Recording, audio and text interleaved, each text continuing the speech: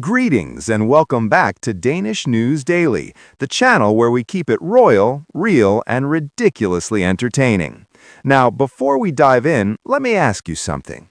What if one of the most powerful women in Europe was quietly changing the world, and most people were too distracted by the tiaras to notice?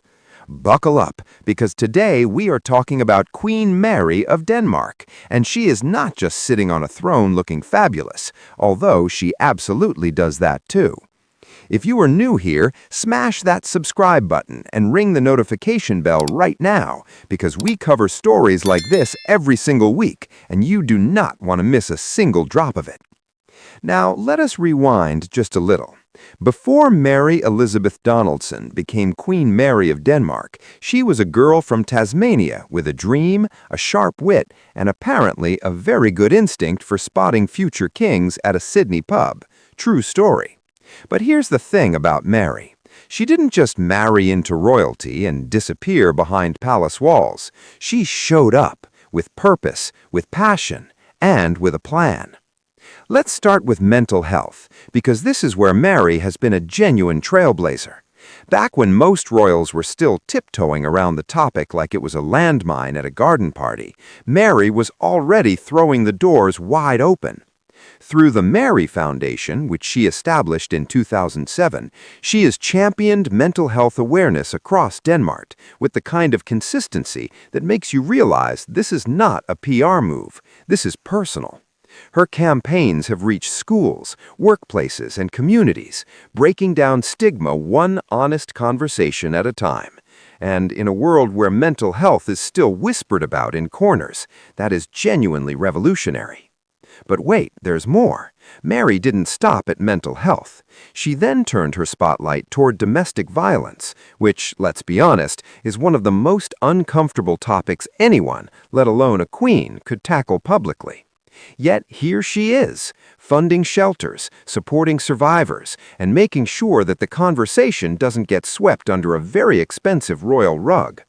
The Mary Foundation's work in this space has directly impacted thousands of Danish families. Real people, real change, not just ribbon cutting and photo opportunities. Now, here's where it gets even more interesting. Mary has also taken her advocacy global. As a goodwill ambassador for the United Nations Population Fund, she has addressed issues like gender equality and women's reproductive health on an international stage. Picture this, a queen standing in rooms full of world leaders talking about the things that actually matter to ordinary women around the globe.